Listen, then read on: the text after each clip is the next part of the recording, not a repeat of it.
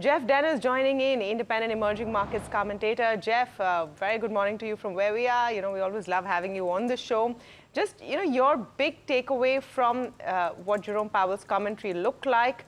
Clearly, more rate cuts are coming. The direction is downwards. Is it enough for the street to celebrate? I think there's enough coming forward in the next several months based on the new dot plot to keep the investors generally pretty happy.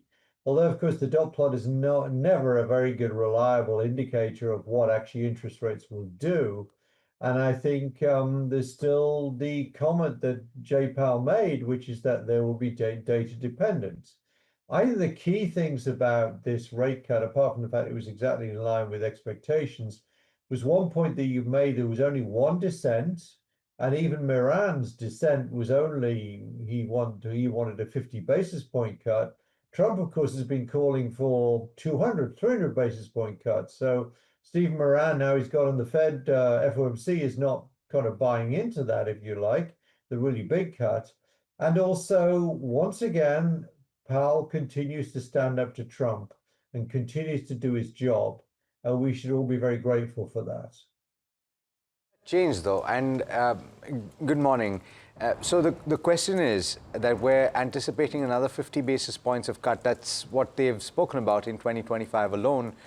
And we were just speaking about it before we started speaking with you. The lowest end of the dot plot seems to suggest considerable amount of cut, 200 basis points, heading into the next couple of years.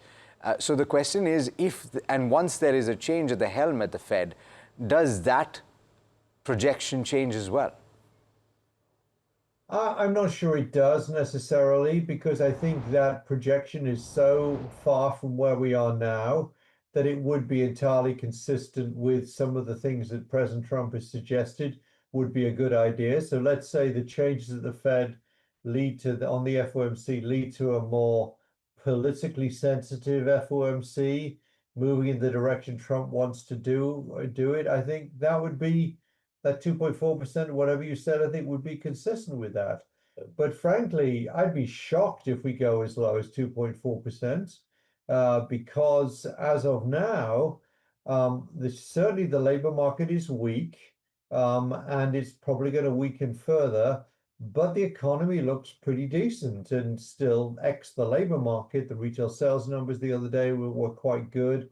GDP looks as if it's going to be decently robust in Q3, and we're still getting an uptick in inflation. So I have even grave doubts as to whether they'll cut rates twice over the rest of the year from here. I think one is more likely, and maybe, as you said, as the Fed says, one cut in 2026. So there is so much uncertainty out there. And of course, I think that Powell said the key thing, which this is a risk management cut, and I think he's right. They remain data dependent. The only bit of data that's really going wrong right now is unemployment and the labor market generally. And the inflation rate could well go higher still, and that's going to be a challenge for the Fed. Gonna be. Geoff, just wondering what it means for the markets, because a lot of people believe that a rate cut and a defined path around further rate cuts might actually cause a melt up in the US markets. We've seen that impact on the Russell 2000 yesterday, on the dollar yesterday. Could that actually happen? I don't think we're going to get a melt up, no, frankly. Okay. But, we anticipate 96% of chance, I think, of a 25 basis point cut. I think people in the market will focus on what the prospects are for more rate cuts down the road. What the market doesn't want to see is this economy falling into recession. And if you were to get some more rate cuts in line with the Fed, and that would stabilize the economy, I think the market would like that without any question. I think this is a market on the US side that is underperforming globally this year, that is just moving gently higher at the moment, obviously with a lot of focus on the tech sector in particular. But this is all very, very good for emerging markets. The dollar has broken through the 118 level against the euro. The EM index has been up 9 days in a row, nearly 7% over those 9 days. And this is a good environment for EM. And so on the assumption that the economy doesn't fall into recession in the US, and we do get more rate cuts down the road, we will get yet more weakness of the dollar going forward. And that, I think, will allow emerging markets especially to do well and probably continue to outperform the US market. Emerging markets list that you expect to do well, where does India stand, Jeff? Has been ignored to some extent by global flows and foreign investors. Do you think that is changing? I don't see any evidence it's changing right now. And I've of course been wrong in India this year. I thought it would do better than it's actually done. I mean, a lot of money in Asia has gone into Taiwan because of TSMC, has gone into Korea because of some reforms to the corporate sector there. It was a market that didn't do very well last year.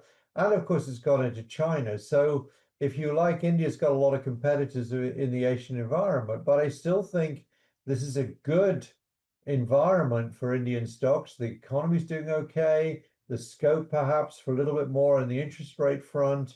The oil price is relatively low. I think ultimately we will get some sort of resolution of this ridiculous 50% tariff on Indian products going into the US. I think all of that would be very positive for India.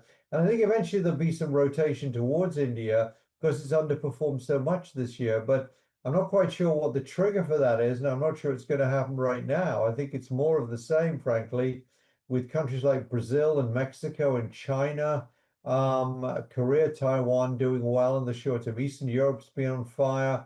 Greece has been on fire. I don't see any signs that that will turn right now, but there will be a trigger eventually to move back into India, just maybe not aggressively right now.